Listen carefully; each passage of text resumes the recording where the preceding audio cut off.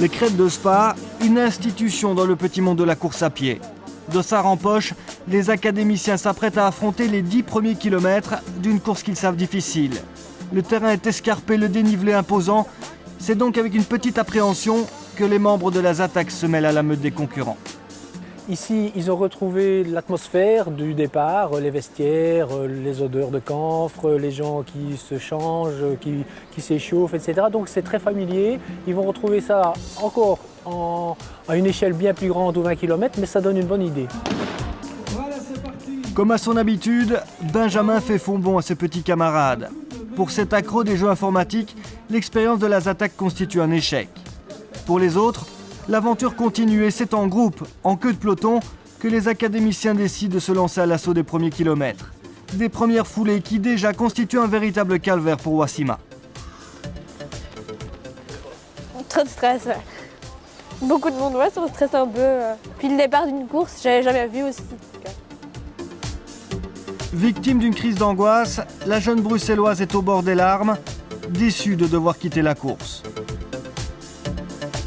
Toujours là, mais désespérément à la traîne, Eva et Charlotte ont décidé que la marche était l'allure qui leur convenait le mieux.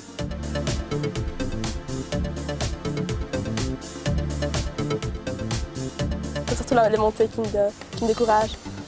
On était un peu à la traîne, mais c'est à notre aise. Un peu plus loin, Sophie, Coralie et les autres partagent leur course avec Stacy, un membre de la ZATAC 2007. Rappelez-vous, après avoir perdu la vue lors d'une tentative de suicide, Stacy avait trouvé dans la pratique du sport un moyen de tourner la page. J'ai poursuivi toujours la course à pied. C'est vraiment un sport qui me relaxe, qui déstresse. Et c'est montrer à tout le monde qu'on est capable d'arriver à un objectif, même si on a un handicap. Et le conseil, c'est de croire qu'ils peuvent y arriver. De toute façon, j'en suis certain, ils vont y arriver. Et c'est garder le moral et continuer à bien s'entraîner.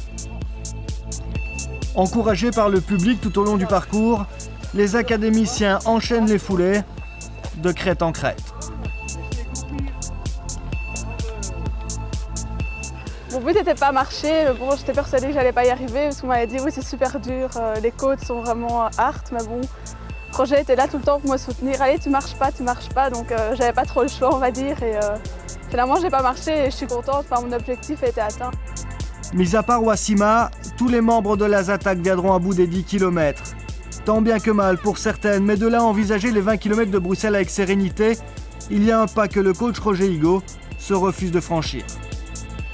En faisant le bilan aujourd'hui, on peut préciser déjà et dire qu'il y en aura 5 qui devraient réussir, même si ce ne sera pas facile. Et les 5 autres, certains vont rater et d'autres, ça va être trop dur ou limite.